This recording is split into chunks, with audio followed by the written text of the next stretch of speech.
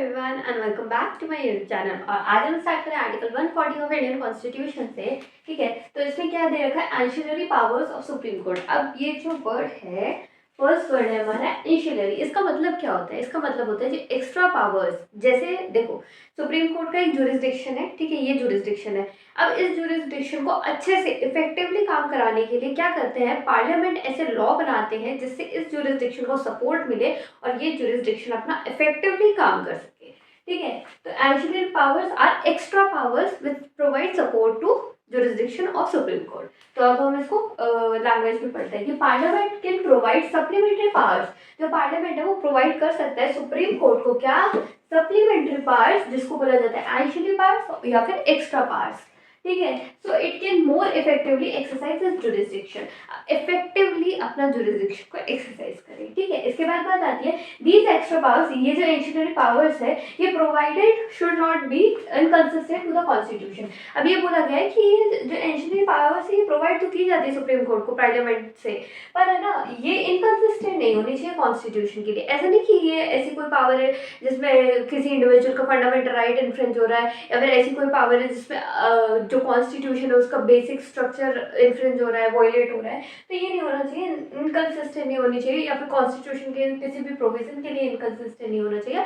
But ये एंशिलरी powers provide की जाती है पार्लियामेंट से सुप्रीम कोर्ट को फॉर इफेक्टिव जुरिस्डिक्शन। ठीक है, दैट्स ऑल फॉर आर्टिकल 140। और हम चलते हैं आर्टिकल 141 के साथ। Okay, now we are reading article 141 of Indian constitution, जिसमें बताया गया है कि डॉक्ट्रिन ऑफ प्रेसिडेंट के बारे में। अब डॉक्ट्रिन ऑफ प्रेसिडेंट क्या होता है, इसको क्या बोला जाता है, तो वो हम पढ़ते हैं। ठीक है, तो 141 में ये बता रखा है कि law declared by supreme court shall be binding on all the courts with in the territory of India, whether it is supreme court, whether it is whether it is high court, whether it is a district court, whether it is a sessional court, family court और any court। ठीक है, अगर supreme court ने बोल दिया किसी decision के ऊपर तो वो वैसे ही फॉलो हो गया जैसे सुप्रीम कोर्ट ने बोला है। फॉर एग्जाम्पल हम ले लेते हैं, अगर सुप्रीम कोर्ट ने बोला कि हमारे इंडिया की कंट्री में 50% से ज़्यादा रिजर्वेशन नहीं होगा, तो बाकी सारे कोर्ट्स के लिए भी ये डिसीजन माननीय होगा और वो मानेंगे और हर कोर्ट में इसी डिसीजन के अकॉर्डिंग चलेगा। अब देखो, जो हम भी जब भी हम पढ़ते हैं कि सोर्सेज ऑफ लॉ क्या होते हैं, सोर्सेज ऑफ लॉ जैसे जो भी जुरिस्डिक्शन आए हैं, ठीक है, या फिर जो भी प्रेसिडेंट है, तो प्रेसिडेंट का वर्ड का मतलब ही यही है ना कि सोर्स है ये लॉ का। तो सुप्रीम कोर्ट मेजर सोर्स है लॉ का और ये प्रेसिडेंट बना देता है, अपने डिसीजन अपने लेजिस्लेशन ऐसे देता है कि ये सारे कोर्ट्स के लिए माननीय होता है। तो इस चीज़ को ये भी बोला जाता है कि doctrine of precedent article 141 from supreme court to every court within the territory of India. ठीक है, मेन कौन है, सुप्रीम कोर्ट। ठीक है, दैट्स ऑल फॉर आर्टिकल 141। 142 की साइड चलते हैं। Okay okay, now we are reading article 142 of Indian constitution, जिसमें बताया गया है कि extraordinary powers of supreme court क्या क्या होती है। अब देखो, ये जो आर्टिकल है ये बहुत इंपॉर्टेंट है। ठीक है, एग्जाम पॉइंट ऑफ व्यू इससे बहुत क्वेश्चन आते हैं, तो इसको थोड़ा ध्यान से पढ़ेंगे और अच्छे से पढ़ेंगे। ठीक है, तो एक्स्ट्रा ऑर्डिनरी पावर जो सुप्रीम कोर्ट एक्सरसाइज करता है, जिसमें दो वर्ड्स है इसमें, इसको ध्यान रखना है, एक तो कंप्लीट जस्टिस और एक एनफोर्सिबल।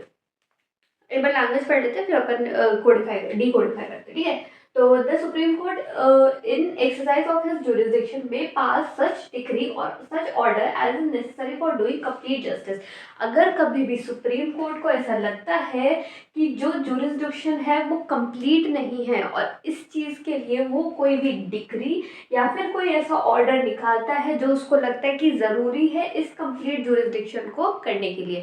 फॉर एग्जाम्पल, किसी लोअर कोर्ट में किसी चीज़ के ऊपर जजमेंट दिया गया पर वो उतना ऐसा नहीं है कि ये जस्टिस कंप्लीट नहीं लग रही है। ठीक है, तो अपील करेंगे सुप्रीम कोर्ट में, और सुप्रीम कोर्ट में अगर किसी भी ऑर्डर, जजमेंट, डिक्री तो सुप्रीम कोर्ट पास कर सकता है और ये बोल सकता है कि मुझे ये जजमेंट कंप्लीट नहीं लग रहा था। और कंप्लीट जुरिस्डिक्शन के under article 142 of Indian constitution अपनी एक्स्ट्रा ऑर्डिनरी पावर्स को एक्सरसाइज करते हुए सुप्रीम कोर्ट एक नया डिसीजन सुना सकता है, चाहे वो उससे कंप्लीटली अपोजिट हो।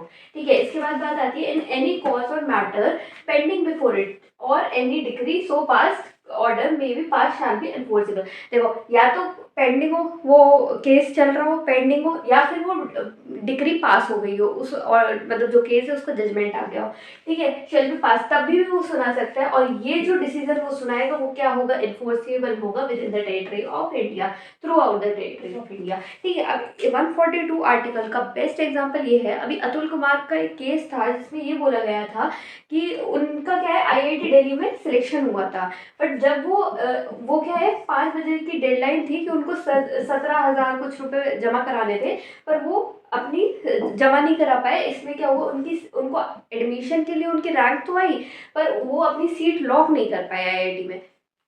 इसके लिए वो गए मद्रास हाई कोर्ट में, मद्रास हाई कोर्ट में उन्होंने पिटीशन लगाई कि सर मेरा ऐसे ऐसे हुआ है, तो आप प्लीज़ मुझे हेल्प आउट करिए।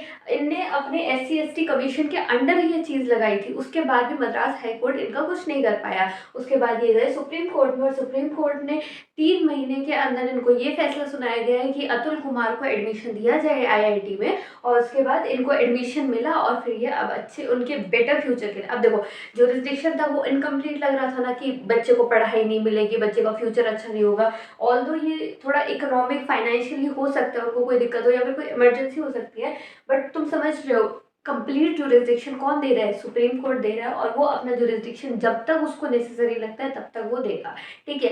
फाइनल होगा ये डिसीजन। इसका एक और एग्जांपल लेते हैं, जैसे हाई कोर्ट है, वो सॉरी हाईवेज है, सारे हाईवेज में जो सुप्रीम कोर्ट है उसने एक डिसीजन सुनाया था कि सारे हाईवेज के 500 मीटर के दूरी तक कोई भी जो अल्कोहल जहाँ मिलती है वो नहीं होना चाहिए, ठीक है। तो ये सारे कोर्ट मान्य नहीं होंगे, ये जजमेंट जो ये ऑर्डर जो पास हुए ये मान्य नहीं होगा सारे कोर्ट्स के लिए। प्लस में अब ये गवर्नमेंट की ड्यूटी बनती है कि वो ध्यान रखे कि कोई ऐसा अल्कोहल बेचे नहीं वहाँ पे, या फिर उसके कोई शॉप ओपन नहीं हो, ठीक है। So that's all for article 142 of Indian constitution और सुप्रीम कोर्ट की एक्स्ट्रा ऑर्डिनरी पावर्स। हम चलते हैं आर्टिकल 143 की साइड, ओके।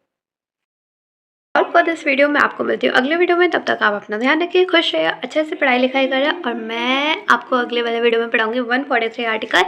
तो तब तक ध्यान रखो, बाय बाय।